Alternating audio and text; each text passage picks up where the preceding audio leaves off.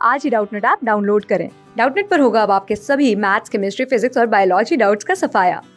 बस अपने क्वेश्चन की फोटो खींचो, उसे क्रॉप करो और तुरंत वीडियो सोल्यूशन पाओ। Download now. हेलो एवरीवन, हमारे पास क्वेश्चन है the line of intersection of the planes R vector dot 3 i cap minus J cap plus K cap is equals to 1 and R vector dot I cap plus 4 J cap minus 2 के cap is equals to 2 is. तो हमारे पास question में दो plane की equation given है। ठीक है, पहला प्लेन है हमारे पास vector R dot 3 i cap minus J cap plus K cap is equals to 1, ये तो पहला प्लेन है। और दूसरा प्लेन हमारे पास गिवन है आर वेक्टर डॉट आई कैप प्लस 4 जे कैप माइनस 2 के कैप इज इक्वल्स टू 2।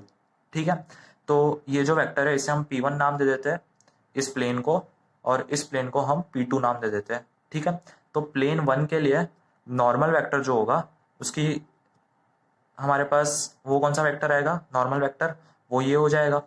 तो नॉर्मल वेक्टर है 3 i cap minus J cap plus K cap, क्योंकि ये स्टैंडर्ड फॉर्म में लिखी हुई है प्लेन की इक्वेशन। तो जो वेक्टर आर जिससे मल्टीप्लाई हो रहा है जिस वेक्टर से, वो नॉर्मल वेक्टर आता है।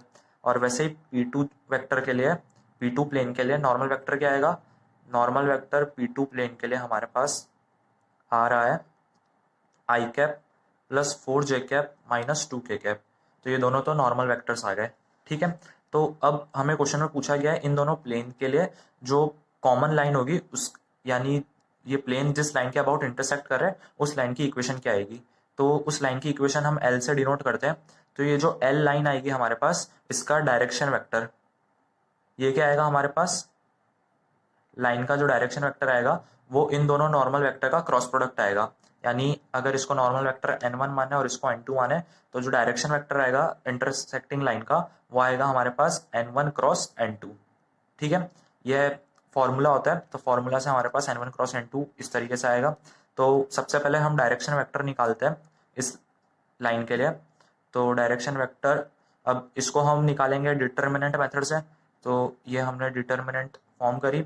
अब पहली रो में तो आई कैप, जे कैप, के कैप ये तीनों एलिमेंट्स आ गए। फिर हम n1 और n2 वेक्टर्स के करस्पॉन्डिंग एलिमेंट्स पुट करेंगे।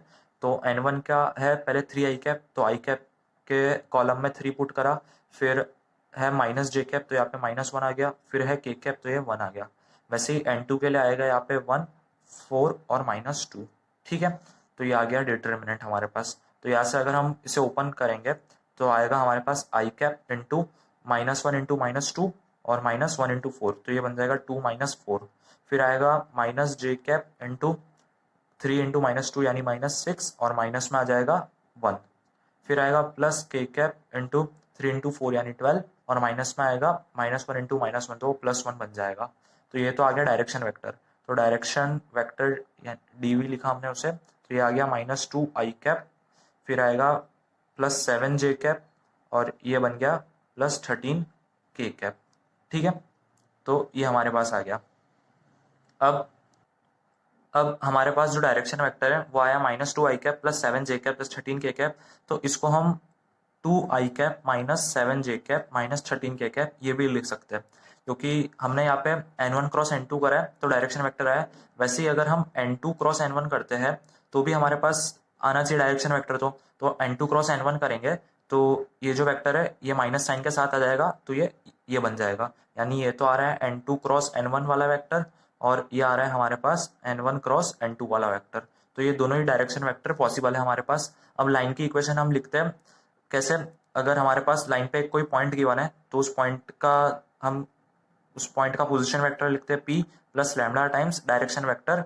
तो ये डायरेक्शन वेक्टर इस तरीके से आ गया। ठीक है, तो अब हमारे पास डायरेक्शन वेक्टर तो आ गया लाइन का, पर हमारे पास पॉइंट नहीं है, तो हम पॉइंट फाइंड करते हैं लाइन पे।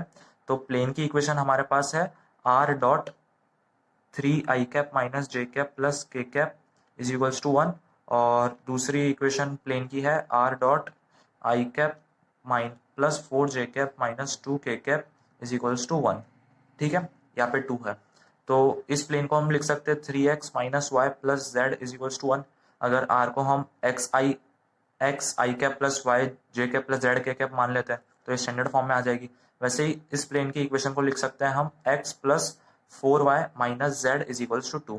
तो ये दोनों ही प्लेन की इक्वेशन है।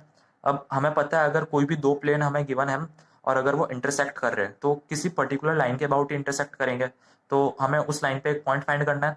तो हमारे पास इक्वेशन तो दो ही है पर वेरिएबल तीन है, तो हम तीनों में से किसी एक वेरिएबल को कोई नंबर एज्यूम कर लेते हैं। जैसे z को हम मान लेते हैं 0 है, तो z इक्वल टू 0 के लिए हम देखते हैं x और y कुछ पॉसिबल वैल्यूज आ रही है क्या।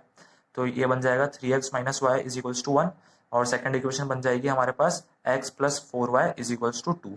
ठीक है, अब ये दोनों लीनियर इक्वेशन है हमारे पास, तो इन दोनों को सॉल्व करने पर हमारे पास x की वैल्यू तो आ रही है 6/13 और y की वैल्यू आ रही है 5/13। तो दोनों की वैल्यूज हमारे पास आ रही है, इसका मतलब हम कह सकते हैं कि z इक्वल टू 0 जो पॉइंट है वो लाइन पे लाई करेगा। तो ये हमारे पास पॉइंट आ जाएगा x equal to 6/13, y equal to 5/13 और z इक्वल टू 0 उस लाइन पे। तो अब हम लाइन की इक्वेशन लिखते हैं। तो हमारे पास लाइन पे एक पॉइंट आ गया है, उसे हम p वेक्टर मान लेते हैं, और वो आया है हमारे पास 6/13 i cap plus 5/13 j cap, और z वाला 0 है तो ये प्लस 0 k कैप, इस तरीके से आ गया। और लाइन का जो डायरेक्शन वेक्टर है वो भी हमने निकाल लिया, वो आया है हमारे पास -2 i cap plus 7 j cap plus 13 k cap, या फिर इसको हम माइनस साइन के साथ भी लिख सकते हैं, तो वो बन जाएगा 2 i cap minus 7 j cap minus 13 k cap. ठीक है, तो ये आ गया हमारे पास। अब हम लाइन की इक्वेशन लिखते हैं। तो ऑप्शंस में हमें लाइन की इक्वेशन 3D फॉर्म में गिवन है, तो हम 3D फॉर्म में ही लिखेंगे। तो 3D फॉर्म में लाइन की इक्वेशन कैसे लिखते हैं, हम लिखते हैं x minus x1 divide by x2 is equals to y minus y1 divide by y2 is equals to z minus z1 divide by z2। यहाँ पे x1 y1 z1 जो है वो हमारे पास लाइन पे जो पॉइंट है उसके x y z कोऑर्डिनेट्स है, और x2 y2 z2 जो है वो डायरेक्शन वेक्टर के हमारे पास करस्पॉन्डिंग एलिमेंट्स हैं। तो यहाँ पे हम पुट करेंगे अगर, तो x1 y1 z1 पुट करते हैं सबसे पहले हम।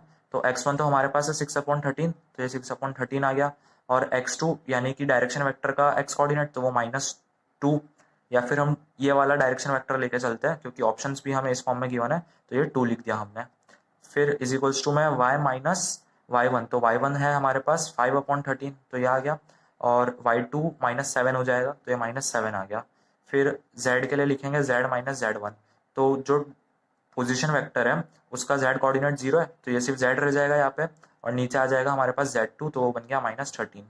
तो ये हमारे पास दोनों प्लेन के लिए जो इंटरसेक्टिंग लाइन आएगी उसकी इक्वेशन आ गई, तो ये हमारा आंसर बन जाएगा। अब ये कौन सा ऑप्शन में गिवन है हमें, ये हमें डी ऑप्शन में गिवन है, तो डी ऑप्शन हमारा आंसर होगा। Thank you. क्लास 6 से 12 से लेके नीट IIT JEE मेंस और एडवांस के लेवल तक 10 मिलियन से ज़्यादा स्टूडेंट्स का भरोसा। आज ही डाउनलोड करें डाउटनेट ऐप या व्हाट्सएप कीजिए अपने डाउट्स 8400 400 400 पर।